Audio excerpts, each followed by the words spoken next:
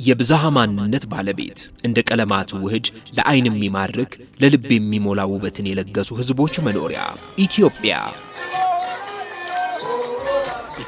የብዙ ብሔሮች፣ የብዙ ባህሎች፣ የብዙ ቋንቋዎች፣ የብዙ እምነቶች እና የሁለት ጾታዎች ሀገር ናት። ይሄን ተቀብሎ መኖር ያስፈልጋል። አቶ በላይ ወዲሻ በፌዴሬሽን ምክር ቤት ምክትል ጽህፈት ቤት ኃላፊ። ህብር ማለት የተለያዩ ብሔሮች፣ ቋንቋዎች፣ ባህሎች፣ ታሪኮች፣ አመለካከቶች፣ አስተሳሰቦች የሚኖሩባት ውብ የሆነች ሀገር ነች ኢትዮጵያ።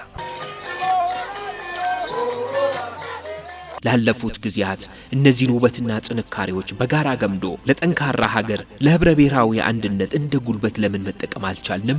የብዙዎች ጥያቄ። ተናጥላዊ ማንነቶችን ከሀገራዊ አንድነት ጋር ማጣመር ያልቻልነውስ ለምንድን ነው? የተከበሩ አቶ ክፍሌ አማን በፌዴሬሽን ምክር ቤት የማንነት የአስተዳደር ወሰንና የሰላም ግንባታ ቋሚ ኮሚቴ በእኛ ሀገር ውስጥ ባለፉት ኦልሞስት 27 ዓመታት ስንከተለው በነበረው የፖለቲካ ሐሳብ መሰረት ዋናው መሰረታዊ ጉዳይ የብሔር ብሔረሰቦችን መብት እናክብር በሚል እሱን ማክበር ተገቢ ነው። እሱን በተገቢ ሁኔታ ስራ ላይ መዋል ተገቢ ነው። ግን በአንድ በኩል ደግሞ ሀገራዊ ማንነት ላይ ትኩረት ሰጥተን ባለመስራታችን የተነሳ ሚዛኑ እንዲዛባ የተደረገበት ይለታል። ጭፍን ያለ የኔ ብሔር ብቻ የሚለው ወይም ሁሉ የለም አንድ ነው የሚለውን ብናደርግ ኢትዮጵያ ውስጥ አንችልም።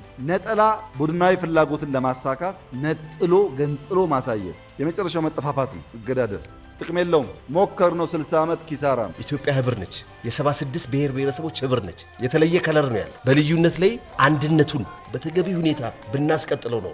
አንድነት ብለን አንፈጥጥም፣ ልዩነት ብለን አነጣጥልም። ነገር ግን ሁለቱንም ሚዛን አስጠብቀን መሄድ ብንችል ኖሮ ዛሬ በሀገራችን ውስጥ እያየ ነው ያሉት ምስቅልቅሎች አያጋጥሙ ነበር። በጣም ልዩነቶች ላይ ስለሰራን ተሰርቶ ስለነበረ ጽንፈኝነቶች፣ ልዩነቶች፣ ቡድንተኝነት እንዲህ አይነት ነገሮች ሰው ወደ የራሱ ብሔር ያጋደለበት ጊዜ ነው የነበረው። እሱ ደግሞ ምን ነው የሚያመጣው?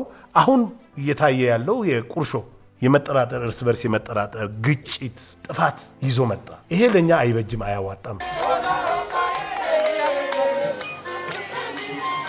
የብሔር ብሔረሰቦች ቀን ሲከበር የልዩነቱን ውበት ለአንድነት ለጋራ ሀገር ግንባታ ልናውለው ይገባል።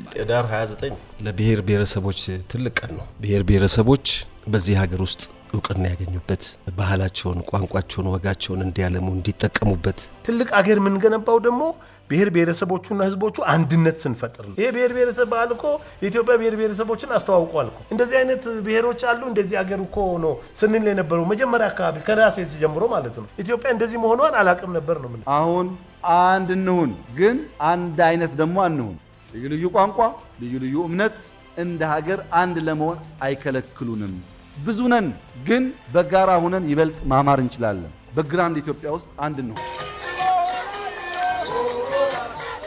ሀገር የሚገነባው ደግሞ በአንድ አስተሳሰብ በአንድነት መንፈስ ሁላችን ስንነሳ ነው እንጂ በተናጣይነት አይደለም።